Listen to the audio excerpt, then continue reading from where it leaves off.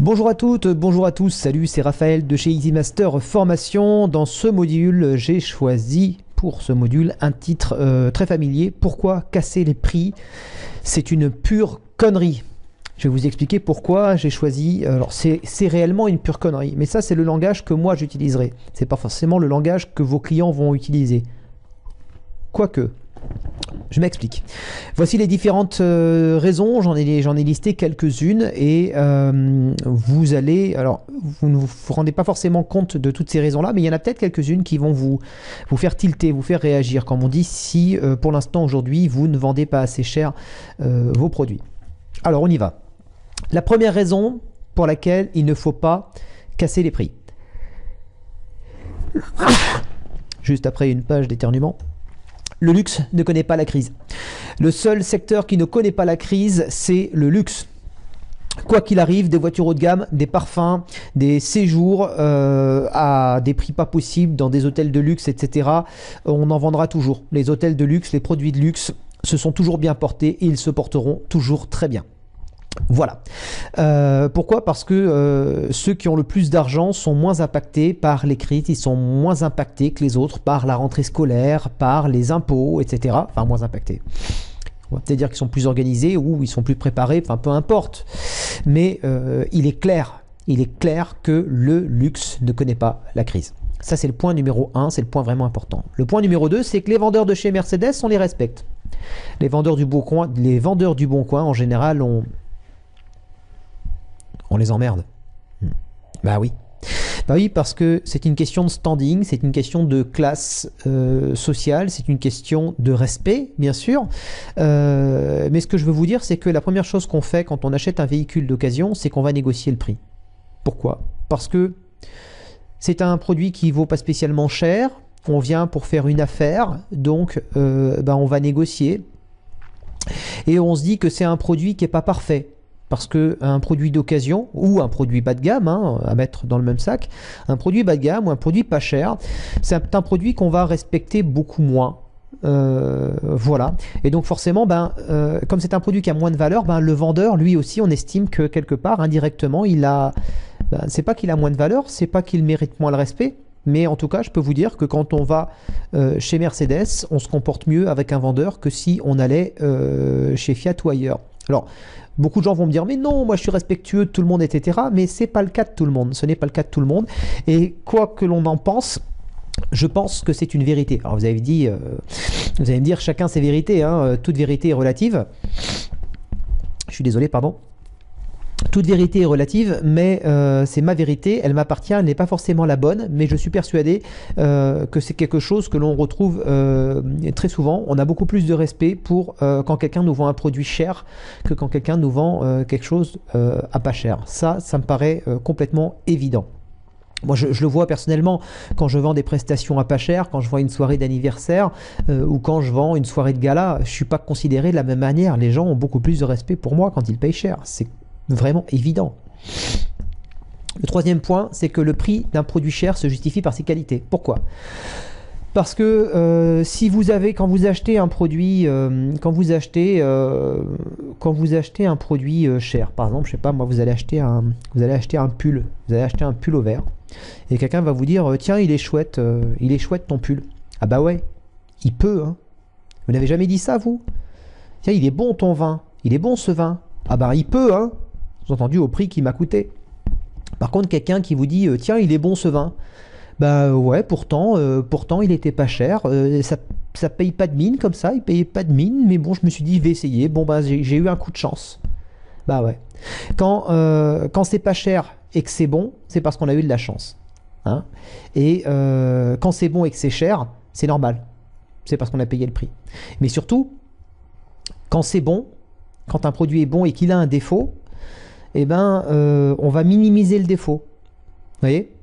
Parce que c'est un produit haut de gamme, donc s'il y a un petit truc qui déconne, c'est normal, on peut pas tout avoir. De toute façon, c'est déjà quand même vachement bien vu le prix qu'on a payé. Voilà, on va pas se plaindre, quoi. C'est parce que c'est pas un produit qui est fait pour être forcément beau. Hein. S'il est pas beau, c'est pas grave. Il est cher, donc il est fait pour être bon, quoi. Ou alors il est pas bon, mais il est fait pour être beau. Mais quoi qu'il en soit, un produit qui est cher, on lui trouvera toujours des excuses s'il plante quelque part. D'accord. Le prix d'un produit cher se justifie par ses qualités et à contrario, le point suivant, le prix d'un produit bas de gamme se justifie par ses défauts. Voilà, si vous vendez un produit bas de gamme, un produit pas cher, vos clients, vos prospects vont toujours trouver des raisons, vont toujours trouver des défauts à ce produit. Voilà. Le point numéro 5, c'est qu'en achetant un produit cher, on accède à une catégorie sociale supérieure parce qu'il y a l'utilité que vous avez du produit et il y a ce que le produit fait de vous. Le meilleur exemple qui existe, alors vous allez me dire que je commence à vous emmerder avec les voitures, mais c'est vraiment le meilleur exemple qu'on puisse donner. Parce que une voiture, une Fiat, comme une Mercedes, vont vous amener d'un point A à un point B. Bien sûr, il y en a une qui va peut-être vous amener plus vite. Bien sûr, il y en a une qui va peut-être vous amener avec plus de sécurité. Bien sûr, il y en a une qui va peut-être vous emmener d'un point A à un point B avec plus de confort. Voilà. Mais il y en a surtout une qui va faire de vous un possesseur de Mercedes. Et l'autre qui va faire de vous un simple possesseur de Fiat. Voilà. Il y a...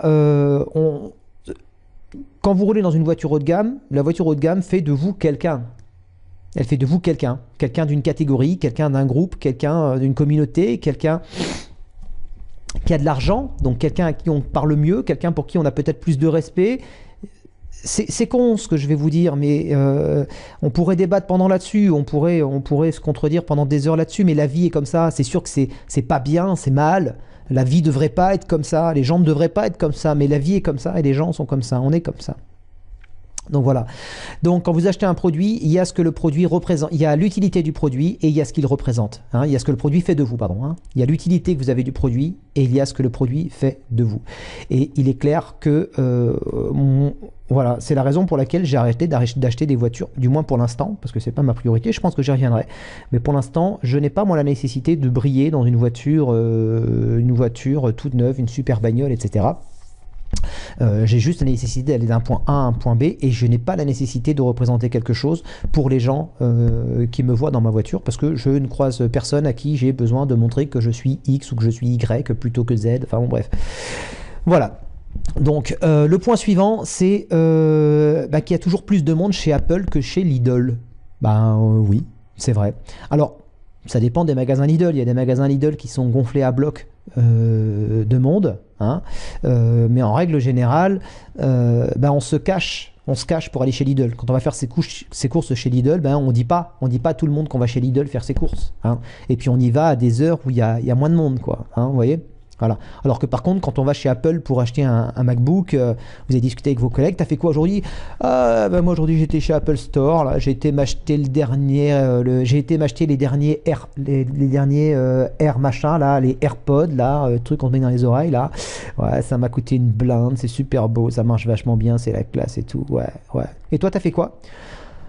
Ouais, moi j'ai été chez Lidl, je me suis acheté un paquet de chips à 3 centimes, tu vois la classe quoi. Vous voyez un petit peu la différence. Il y a plus de monde chez Lidl.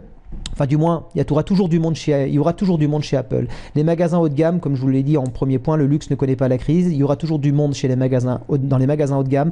On aura toujours une fierté d'aller acheter un produit cher ou un service plutôt que de se fournir chez quelqu'un à pas cher. Maintenant, je sais ce que vous dites. Vous êtes en train de vous dire, oui, mais si le client n'a pas d'argent, les gens n'ont pas d'argent, les gens n'ont plus d'argent pour payer. Je suis d'accord. Mais si les gens veulent quelque chose absolument, ils trouveront l'argent pour l'avoir. Et ça, c'est encore une vérité. Ça se vérifie encore avec les fringues, les voitures, les vêtements de sport, les sacs à main chez les femmes. Regardez le nombre de femmes qui ont des sacs à main Longchamp et tout ce que vous voulez, qui coûtent une fortune et qui gagnent 1200 € par mois. Et regardez combien elles en ont. Regardez pour les chaussures, regardez pour les vêtements. Voilà. Et ça profite pas aux gosses pourtant. Regardez le nombre de DJ, de prestataires de services le nombre d'artisans qui ont des camions flambant neufs, des gros sprinters Mercedes, etc. Et des mecs qui n'ont pas de boulot ou qui en ont pas assez, qui sont en train de licencier leurs salariés, qui peuvent même pas se permettre de prendre un apprenti, mais ils ont le super sprinter. Voilà. Parce qu'on est fiers d'acheter, on est fiers d'avoir, on est fiers de posséder quelque chose qui coûte cher. Il y a une forme de reconnaissance sociale. Et si en effet, les gens n'ont pas, vous me dites, les gens n'ont pas d'argent, de toute façon ça sert à rien, quoi que je fasse, les gens n'ont pas d'argent. Non, je suis désolé, il faut pas baisser les bras. Oui, bien sûr, ça peut arriver, mais il ne faut pas baisser les bras aussi facilement. Il n'y a pas de fatalité. Ça existe, il y a des gens qui vendent des produits, il y a des gens plus chers que vous. Il y a même des gens qui sont très chers, et je suis sûr que vous avez déjà croisé ça. Il y a des gens qui sont beaucoup plus chers que vous et qui cartonnent. Pourquoi? Il faut peut-être se poser la question. Peut-être qu'ils ont ils ont une bonne méthode de vente, ils ont un bon produit, le produit, ils ne se refusent pas, ils ont une super offre, il est bien marketé, etc. Ils font des relances, ils sont sérieux. Vous voyez, il y a plein de choses qui rentrent en ligne de compte. Voilà. Mais une chose est sûre, c'est que on peut pas jouer les cadors quand on vend un produit, quand on vend un produit qui vaut 1200 balles, quand on le vend 300 balles, on peut pas se prendre pour un cador et être pris au sérieux. Je pense qu'il y a un moment donné où ça coince. Voilà. Le point numéro 7, il est plus économique de vendre peu et bien que beaucoup et mal. Ça, c'est simplement une règle de gestion, hein. Vous allez vendre 10 fois un produit 10 euros. Si le produit vous a coûté 50 euros, vous avez fait 50 euros de marge. Hein, d'accord. Par contre, ce même produit qui coûte 10 euros et qui coûte 5 euros et que vous vendez 10, si vous le vendez seulement 3 fois et que vous le vendez seulement 3 fois 30 euros, ben, vous avez presque multiplié par 2 votre chiffre d'affaires, voyez. Et au final, vous aurez dépensé beaucoup moins d'efforts, ça vous aura coûté beaucoup moins cher, vous aurez fait une marge beaucoup plus importante. Hein. Si vous vendez 3 fois un produit 30 euros, ça fait 90 euros. Si vous a coûté 5 euros, vous avez fait 75 euros de bénéfice. Alors que si vous l'avez vendu 10 fois 10 euros, vous avez fait 50 euros. Il y a quand même une grosse différence, quoi. Hein. Et puis, vous êtes surtout beaucoup moins fatigué. Hein, vous avez moins de paperasse à faire, vous avez moins de route à faire, il y a moins de livraison, il y a plein de choses comme ça. Je suis désolé, excusez-moi, j'ai nez qui coule. Le point numéro 8, c'est que voici les raisons pour lesquelles en général quelqu'un qui ne vend pas cher quelque chose de valeur, il y a plusieurs raisons. Je dis bien quelque chose de valeur, donc un produit, une bonne offre, une offre qui cartonne, hein, attention, une très bonne offre qui se vend pas cher, que quelqu'un qui continue à vendre quelque chose de valeur, une offre parfaite et qui la vend pas cher, c'est soit que ce mec n'est pas assez formé au marketing ou à la vente, soit c'est un idiot, il y en a, soit c'est un gars qui manque de confiance en lui, ça arrive souvent aussi, soit c'est un bénévole, soit c'est un mec qui fait du black à côté, donc il s'en fout, soit c'est un dégénéré qui est en manque de connaissances et qui se fait chier dans la vie et qui n'a rien trouvé de mieux que ça pour briller. Alors rigolez pas, il y en a beaucoup plus que vous l'imaginez. Voilà. Donc les mecs qui se font chier dans la vie, qui n'ont pas de famille, qui n'ont pas d'amis, qui n'ont pas de nana, etc., qui n'ont pas de passe-temps, qui n'ont pas de passion, qui font pas de sport, qui font rien du tout, dont le travail c'est la vie, ben ces gens-là, même s'ils n'ont pas de contrat, ils vont se prostituer, ils vont péter les prix, histoire d'aller travailler, et ils vont vous dire que c'est pour gagner 3 sous. Ils vont vous dire que c'est parce qu'ils ont besoin d'argent. Non, c'est pas vrai. S'ils avaient vraiment besoin d'argent, ils travailleraient leurs produits, ils travailleraient leur offre, ils travailleraient leur technique de vente et leur marketing, ils sortiraient les doigts des fesses. Je vais rester poli. Voilà. Non, au lieu de ça, s'ils continuent à vendre leurs produits pas chers et qu'ils vont travailler alors qu'ils n'ont pas beaucoup de boulot et qu'ils se vendent pas même à pas cher, c'est simplement parce que en attendant, ça leur permet d'exister. Alors je suis très dur, attention, je suis vraiment très dur. Je mets un bémol sur tout ce que je dis, mettez plusieurs bémols sur tout ce que je dis. C'est simplement parce que j'ai un peu de mal aujourd'hui. Pour vous parler un petit peu de moi, je me suis trouvé des excuses, je me suis trouvé des prétextes plutôt que de chercher des solutions pendant pas mal d'années. Je savais tout ce que je connais aujourd'hui. Enfin, je connaissais, je savais, j'avais les compétences que j'ai quasiment aujourd'hui et je les ai pas exploitées. Et aujourd'hui, j'ai compris tout ça et je fonce et je fonce et je fonce et je fonce et je me rends compte que toutes les freins que je m'étais mis, c'était juste des prétextes, quoi. C'était des excuses et des prétextes.